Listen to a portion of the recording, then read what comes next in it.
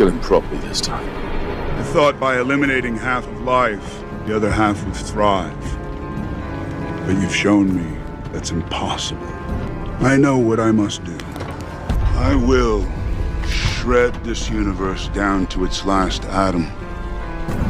And then, with the stones you've collected for me, create a new one, teeming with life, that knows not what it has lost, but only what it has been given.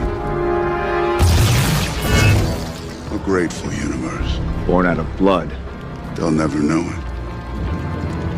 Because you won't be alive to tell them.